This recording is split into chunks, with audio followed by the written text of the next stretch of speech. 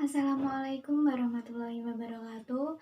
Bertemu lagi dengan saya Erlinda Putri Zahril dari program studi D3 Keperawatan Universitas Widya Husada Semarang. Pada tema kali ini, saya akan mempresentasikan hasil analisis saya yang berjudul Analisis Kesalahan Penggunaan Bahasa Baku dan Tidak Baku pada judul-judul Surat Kabar Jateng Pos. Yang pertama, kita mulai dari pengertian bahasa baku itu sendiri. Bahasa baku ialah suatu jenis bahasa yang menggambarkan keseragaman dalam bentuk dan fungsi bahasa. Menurut ahli linguistik Einar Haugem, ia mengatakan sebagai logat yang paling betul bagi suatu bahasa.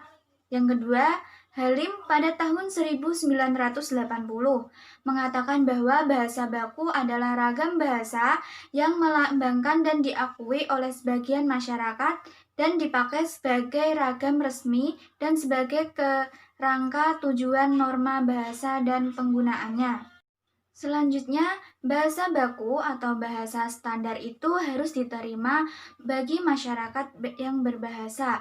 Penerima ini sebagai kelanjutan kodifikasi bahasa baku. Dengan penerimaan bahasa ini, bahasa baku mempunyai kekuatan untuk mempersatukan dan menyimbolkan masyarakat bahasa baku. Bahasa baku itu difungsikan atau dipakai sebagai modal atau acuan oleh masyarakat secara luas. Acuan itu dijadikan yang disepakati secara umum tentang kode bahasa dan kode pemakaian bahasa di dalam situasi tertentu dan pemakaian kebahasaan tertentu. Selanjutnya kita masuk pada bahasa tidak baku. Istilah bahasa tidak baku itu terjemah dari non-standard language. Istilah bahasa non-standar ini sering disinonimkan dengan istilah ragam subbaku, bahasa non-standar, ragam tak baku, bahasa tidak baku, dan ragam non-standar. Menurut Suharyanto, berpengertian bahwa bahasa non-standar atau bahasa tidak baku ini adalah salah satu variasi bahasa yang tetap hidup dan berkembang sesuai dengan fungsinya, yaitu dalam pemakaiannya bahasa tidak resmi. Menurut Kristal, bahasa tidak baku sendiri berpengertian bahwa non-baku adalah bentuk-bentuk bahasa yang tidak ditemukan dalam norma baku, yang dikelompokkan sebagai sub-baku dan non-baku.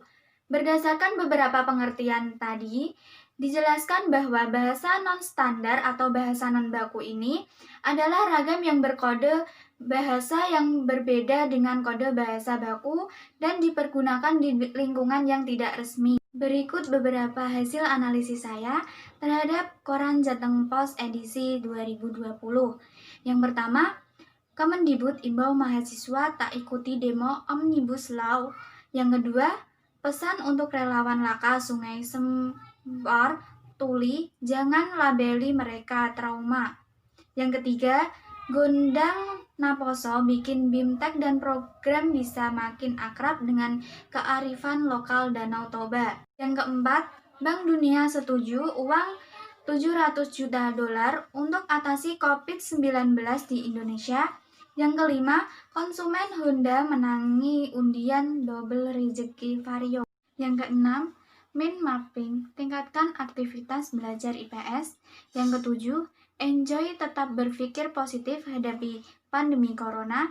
Yang kedelapan, museum bubakan senilai 500 miliar di Semarang ditargetkan rampung November. Yang ketujuh, Yayak Lagawe gagal kantongi pakem PDIP. Yang ke-10, antisipasi KTP elektronik kurang, Pamprov Jateng ambil belangko ke Jakarta. Berikut tadi adalah hasil analisis yang saya dapatkan dalam Koran Jateng Pos edisi 2020. Kali ini saya akan menjelaskan pembahasannya. Yang pertama, kata tak. Pada judul tersebut, bahasa yang digunakan tidak baku karena kata tak tersebut tidak ada di dalam EYD. Seharusnya kata tak bisa diganti dengan kata tidak. Yang kedua, kata labeli. Pada judul tersebut terdapat bahasa yang tidak baku, yaitu pada kata labeli yang tidak sesuai dengan ejaan EYD. Pembetulan yang dapat digunakan yaitu menambahkan kata depan me agar kata tersebut dapat jelas dipahami oleh pembacanya. Yang ketiga, kata bikin. Pada kata bikin itu merupakan bahasa yang tidak baku karena tidak dapat terdapat di EYD. Kalau bakunya yaitu bisa menggunakan buat atau membuat. Yang keempat, utang. Pada judul berita tersebut terdapat bahasa tidak baku, yaitu pada kata utang. Bahasa bakunya yaitu bisa menggunakan hutang. Dalam kata utang, kata tersebut mempunyai makna dalam bahasa Jawa sehingga tidak baku. Seharusnya menggunakan kata hutang karena yang ada di EYD dan bisa lebih dipahami oleh semua kalangan. Yang kelima, rezeki. Pada judul berita tersebut terdapat ejaan yang tidak baku yaitu pada kata rezeki yang tidak ada penulisannya pada EYD. Seharusnya kata tersebut bisa diganti dengan kata rezeki. Yang keenam, aktivitas. Pada judul berita tersebut ada kata yang tidak baku atau ejaan yang tidak sesuai dengan EYD. Seharusnya kata aktivitas tersebut bisa diganti dengan kata aktivitas. Yang ketujuh yaitu berpikir. Pada judul berita tersebut ada ejaan yang kurang tepat yaitu berpikir. Seharusnya bisa diganti dengan kata berpikir. Yang kedelapan, rampung.